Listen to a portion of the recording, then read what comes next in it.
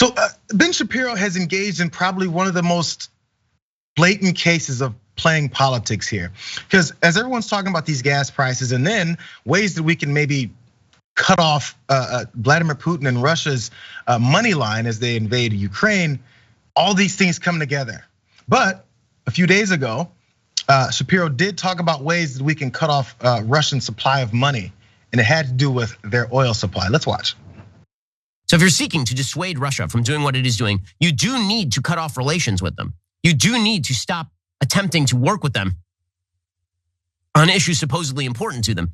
And you actually do need to call on the American people to make a sacrifice. Because instead of saying, listen, we have to bring the harshest sanctions we possibly can, that might mean higher prices at the pump. And we are also going to have to tell the left, we're going to have to tell people on the progressive left that we are going to put our environmental policies on hold because we need to compete with Russia. We need to compete with China. We need to be energy independent. That is a national security issue. Instead of Joe Biden saying that to his left, and instead of saying to everybody else, and that means that temporarily your gas prices are going to go up, but this is what it means to be the leader of the free world. Instead of Joe Biden saying any of that, they just refuse to say any of that. If you're going to be a leader, that means you sometimes have to say things you know will be unpopular to the American people.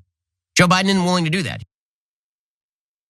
March 3rd, Joe Biden is not willing to do that. He doesn't have the courage, he doesn't have the leadership, he doesn't have the guts to tell the left that we got to stop all these environmental policies, all these subsidies that go to these green energy policies, all this stuff we're following AOC and the Green New Deal. None of that's happening. But as long as you say so, enough people will believe it. Now, he did talk about cutting off Russian oil, and maybe that'll help us with their aggression and their invasion to Ukraine.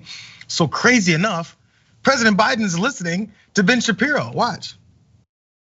We're banning all imports of Russian oil and gas and energy. That means Russian oil will no longer be acceptable at US ports, and the American people will deal another powerful blow to Putin's war machine. It's gonna go up. Can't do much right now. Russia's responsible. I'm cutting off Russian oil, and I will tell the people who don't want to hear this, your gas prices are gonna go up. Sounds like it's exactly what Ben Shapiro said a strong, courageous leader should do. This is great. I think we finally have this American unity that we've been looking for. Joe Biden's fulfilling his campaign promises of unifying the country. Ben Shapiro and Joe Biden agree on this issue. 6 days after Ben Shapiro made those declarations, and a few days after Joe Biden apparently obliged, Ben Shapiro had this congratulatory thing to say. What? Joe Biden yesterday, he announced that he was finally going to ban Russian gas and oil imports. He'd been called upon to do this for a couple of weeks. Bizarrely, he had been lagging behind many of the European countries on this, despite the fact that only about 5% of imported American oil comes from Russia. Here's the thing.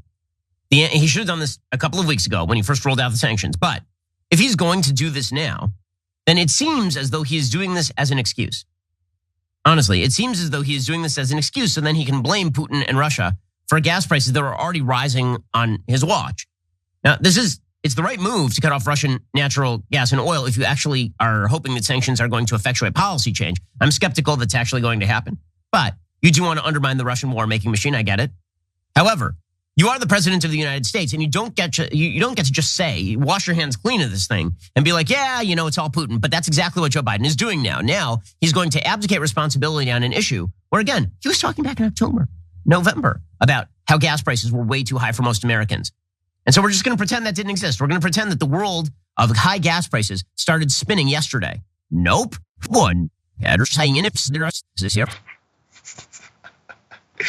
almost better when he talks backwards. So by the way, just the end part there, he's gonna act like he can now say the gas prices have just gone up. What we're talking about is this major increase in gas prices since they've cut off Russian oil supplies. That's what we're talking about. So before that, was it every day talking about gas prices? Back in November and December, was it every day talking about gas prices? Was it Peter Doocy in the press room talking about gas prices? No, it's right now because of what's happened with Russian oil and the Russian invasion of Ukraine. Outside of that, there's this odd inadvertent covering for Putin here and saying, well, now you're gonna cut off Russian oil, which I'm skeptical that that's actually gonna do anything as far as causing real change here. Well, you suggested it, bro. Is it or is it not? So, and there's this weird cover for Putin, by the way, and I'm not even sure if they even know they're doing it. So when you then say, oh, now you're gonna blame Putin, it's not like he invaded another country or anything. What's the matter with you? listening to anybody talking about cutting off Russian oil and having the courage to tell people of the real consequences of doing that. And if they're willing to, which by the way, there was some polling that did say a significant number of Americans were okay with it. And by the way, I don't care whether you are or not, because I can understand people are thinking directly into their pocketbooks, their wallets, their bank accounts, and people can't afford these gas prices. That's why they're pushing this so hard. And it's also why they found absolutely no way that President Biden can land anywhere safely, in their opinion, on this. It's always a moving target. As long as you can say that he's doing something wrong, even if he listens to exactly what you said he should do, if he goes in and listens to Lindsey Graham's and the Sean Hannity's of the world and tries to murder Putin, or then starts shooting up a 40-mile convoy of Russian military vehicles, they'll go, I can't believe he's starting World War III, even though they suggested it. That's why you don't listen to people like this, because they don't really mean what they're saying. And we've talked about the profits from BP and all those Shell and Chevron, ExxonMobil. We've seen that. Midas Touch did have a tweet about that. Look that up. But really, it's a moving target. So please don't listen to them. Their point is not to come up with anything to help the country. Their point is to come up with a way to get their candidates and elected leaders put into office so they can implement more horrible policies that will destroy the country.